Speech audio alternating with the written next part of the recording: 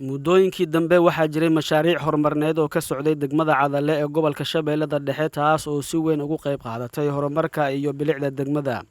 Mashaariicdan oo ah kuwo lagu xoojinayo horumarka degmada ayaa waxaa iska kaashaday Wasaaradda Arrimaha Gudaha ee Federaalka Soomaaliya iyo Wasaaradda Arrimaha Gudaha ee Dowlad Goboleedka Hirshabelle.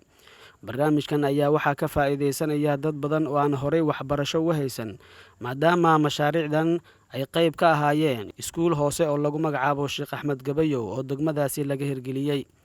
Iyadoo laga duulayo kaalinta weyn ay haweenka ku leeyihiin bulshada, ayaa degmadaasi waxaa laga dhisay dhismo ama guri u gaara haweenka si ay bulshada ugu sii laba jibaaraan shaqada ay u hayaan dadka ku nool degmadaasi.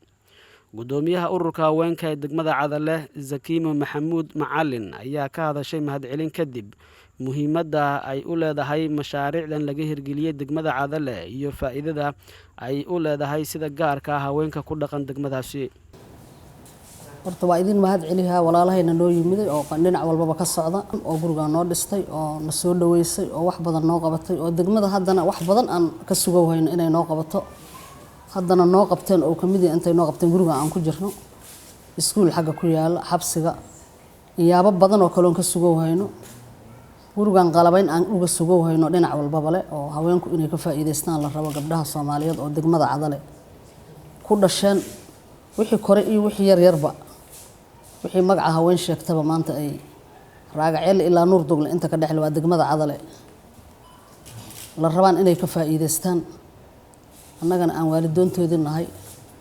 Inta ay socotay mashaariicdan dhowrka ah ee lagu horumarinayo degmada Cadalle oo ah degmo deegaan ahaan muhiim u ah dadka ku nool gobolka Shabeellada Dhexe, ayaa waxaa kaloo qayb ka ahaa saldhig boolis oo muhiim u ahaa degmada, taas oo ahayd baahi weyn oo dhanka ammaanka ah oo ay qabeen dadka ku nool Cadalle iyo deegaanada hoos yimaada. Munaasabad ballaaran oo xariga looga jarayay saldhigan oo ay ka soo qayb galeen mas'uuliyiin isugu jira wasiiro, xildhibaano, saraakiil ciidan oo ka kala socday Hirshabelle iyo dowladda dhexe oo ka mid ahaa wasiirka amniga ee Hirshabelle, wasiirka dib u heshiisiinta maamulkaasi, wakiilo ka socday Wasaaradda Arrimaha Gudaha ee Federaalka Soomaaliya iyo wakiil ka socday Wasaaradda Guryeynta ee Hirshabelle.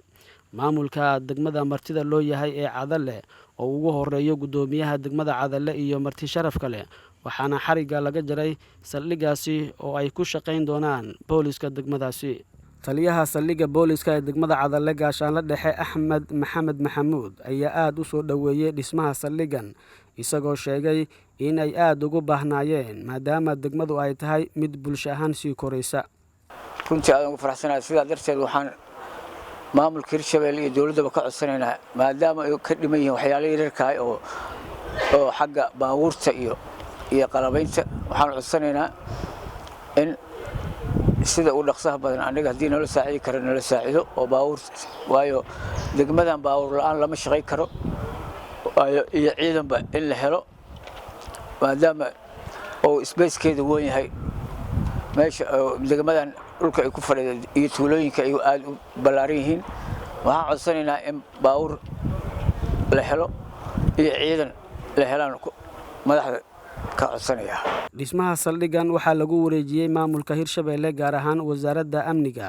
Maxamed Cabdiraxmaan Khayre, wasiirka Wasaaradda Amniga ee maamulka Hirshabelle, ayaa sheegay in saldhigan uu qayb weyn ka qaadan doono xaqiijinta amniga maadaama saldhigan ay ka howlgali doonaan ciidamada booliska ee degmadaasi. Saldhigan wuxuu naga anfici doonaa haddii Ilaahay yiraahdo inay yaraato dambiyada in dadka wax kala tabanaya u soo dacwatay karaan in saraakiisha saldhigan joogto haddii Ilaahay yiraahdo dadka u fidi doonaa adeeg nabadgelyo si degmada ay u noqoto degmo ammaan ah. Taliyaha waxaan kula dardaarmayaa ciidankiisaba inay shacabka u diirnaxaan oo si dhow ay ula shaqeeyaan shacabka degmadana waxaan ayagana kula dardaarmayaa inay si ammaanka loo xaqiijiyo ay saldhigan ku xirnaadaan oo saraakiisha iyo ciidanka saldhigan taliyaha saldhiga ugu horeeyo inay si dhow ula shaqeeyaan si ammaanka wax badan oo isaga bedelo maamulka iyo dhammaan shacabka iyo saraakiisha kala duwan ammaanka halkan joogtay maamulka gobolka oo gudoomiyaha gobolka ay la socdo iyo xildhibaanada deegaanka ka soo jeedana waa ugu mahadcelinayaa sida ay ugu qayb qaateen in degmada Cadalle ay yeelato muuqaal ka duwan muuqaalada kale degmooyinka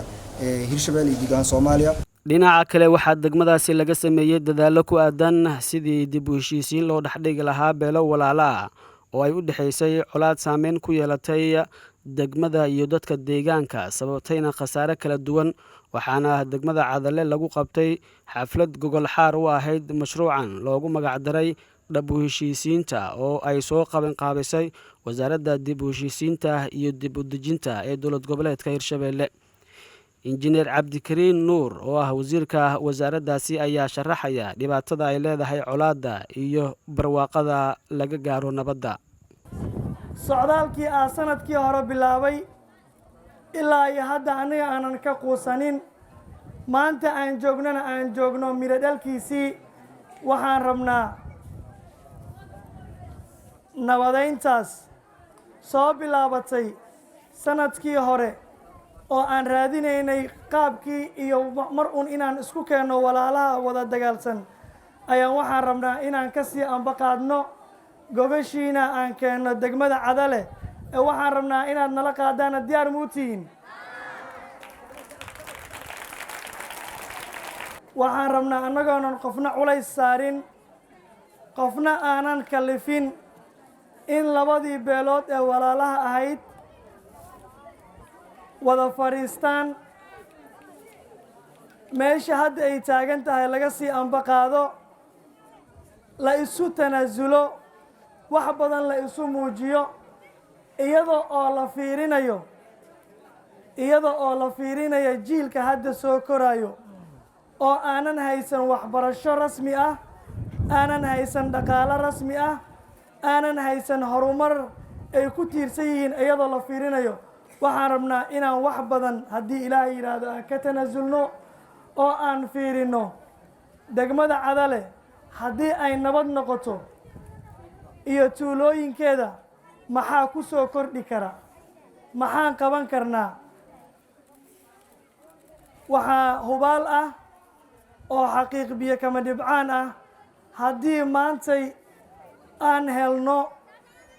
nabadeyntaas isku tanaasulkaas walaaltinimadaas isgaclaysigaas haddii aan helno muuqaalka hadda wejigiina igaga muuqda wuu isbedeli doonaa mid ka fiican ayaa ka muuqan doona haddii Ilaahay yiraahdo. mar walba oo dadaal lagu bixiyo in la helo horumar iyo nabad ay ku wada noolaadaan dadka wadaagaha deegaanka waxaa ka soo baxa natiijo farxad iyo yadadiilo ku abuureysa bulshada sida hadda horumar ay ugu tallaabsatay degmada Cadalle ee gobolka Shabeellada Dhexe.